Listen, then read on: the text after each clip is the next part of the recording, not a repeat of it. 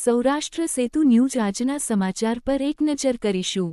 Reporter Jayendrasinh લીંબડ Botad. માહિતી bureau Botad. રાજ્યના મુખ્યમંત્રી શ્રી ભૂપેન્દ્રભાઈ પટેલના માર્ગદર્શન હેઠળ નાગરિકોની સલામતી, સુવિધા અને કામગીરીમાં પારદર્શિતા સુનિશ્ચિત કરવા માટે રાજ્યના સચિવશ્રીઓને જિલ્લા કક્ષાએ જઈને જાતનિરીક્ષણ થકી વિવિધ કામગીરીની સમીક્ષા બેઠક કરવામાં આવી રહી છે.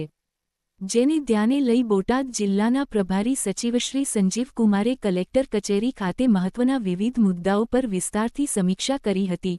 જિલ્લા વહીવટીતંત્ર દ્વારા મહત્વના વિભાગો દ્વારા પ્રેઝન્ટેશન રજૂ થયેલી કરવામાં આવેલી કામગીરીનો પ્રભારી સચિવશ્રીને ચિતાર આપ્યો હતો. માર્ગો ઉપર વરસાદી સિઝન દરમિયાન થયેલું ધોવાણ નુકસાન બાદ દુરસ્તીકરણની કામગીરી અંગે પ્રભારી સચિવશ્રીએ સમીક્ષા કરી હતી. સચિવશ્રીએ મુખ્યમંત્રીશ્રીના દિશા નિર્દેશો મુજબ બોટાદ જિલ્લામાંથી પસાર થતા national highway, state highway, panchayat હસ્તકના માર્ગો, નગરપાલિકા તેના પર આવેલા બ્રિજોની સ્થિતિ અને કરવામાં આવેલી કામગીરીની સમીક્ષા કરી હતી. પ્રભારી સચિવશ્રીએ અમલીકરણ અધિકારીશ્રીઓ પાસેથી વિવિધ માર્ગો પર આવેલા બ્રિજની સ્ટેબિલિટી અને તેમાંથી કેટલાક બ્રિજ ભારે વાહન માટે પ્રતિબંધિત છે કે કેમ તેની વિગતવાર માહિતી મેળવી હતી.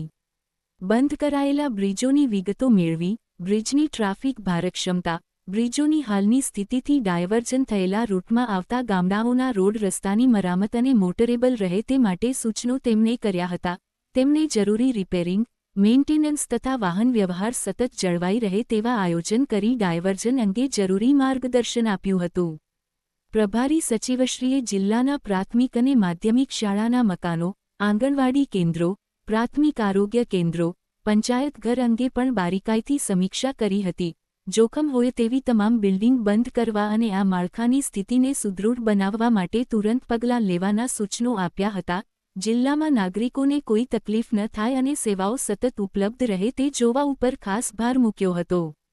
રાજ્ય સરકાર દ્વારા સમગ્ર ગુજરાતમાં નાગરિકોની સુરક્ષા અને વિકાસને કેન્દ્રમાં રાખીને વિવિધ માળખાગત સુધારાઓ તેમજ કામગીરીના નિરીક્ષણ માટે તાત્કાલિક પગલાં લેવાઈ રહ્યા છે.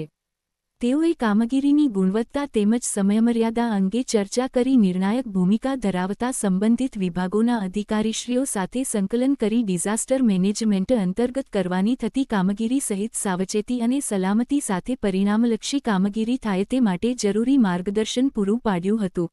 આ બેઠકમાં જિલ્લા કલેક્ટરશ્રી ડો. જીન્સી રોય, જિલ્લા વિકાસ અધિકારીશ્રી અક્ષય બુડાનિયા, નિવાસી અધિક કલેક્ટરશ્રી પી.એલ.